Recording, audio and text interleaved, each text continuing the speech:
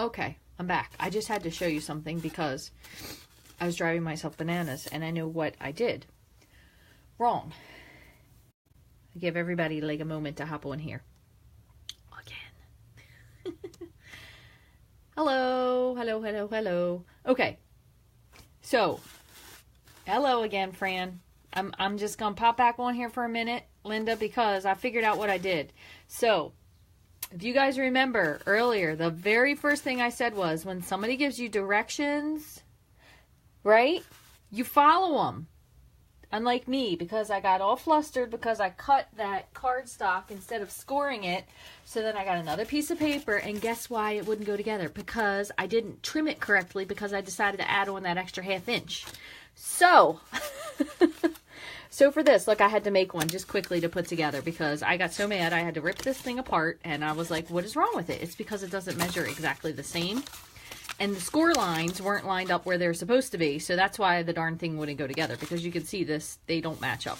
So, what my bit of advice is for you, before you throw away your card because you're mad, not that I threw it away, but you know what I mean, just take a minute, go get yourself a Twix or some other chocolate or thing of your choice, some potato chips, and start over again.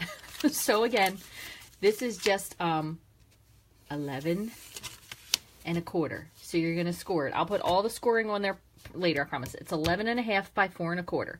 So you're going to score at all the places where I said. So you're going to score at 11 1/4, 10, 5 5/8, and 4 3/8. And then when you put it together, even with this little piece, and this does need to be measured at 5 3/8, and you score it ½ inch on each side, and you put it in.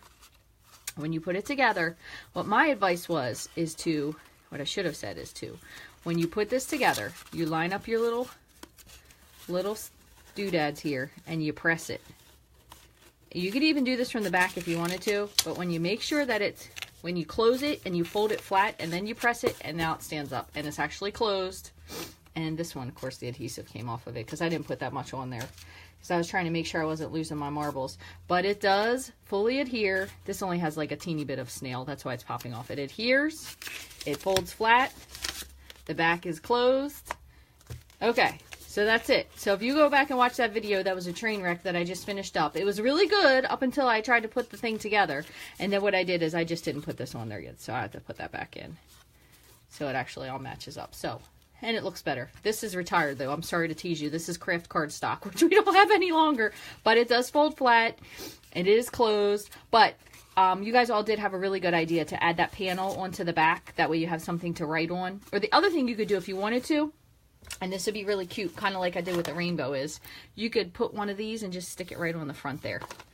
Journey is better with a friend. But anyway, this could be a super beautiful card. Just make sure, again, just don't give up, because it is doable if you take your time and you do the measurements, Rachel. You do them correctly like you should have done and you told everybody to do, but I don't follow my own advice often. So anyway, I just wanted to tell you guys it does work, and I will post all the instructions and the pictures and everything on the blog later. So thanks for putting up with me again, and I will see you guys very soon. I hope you have an awesome day.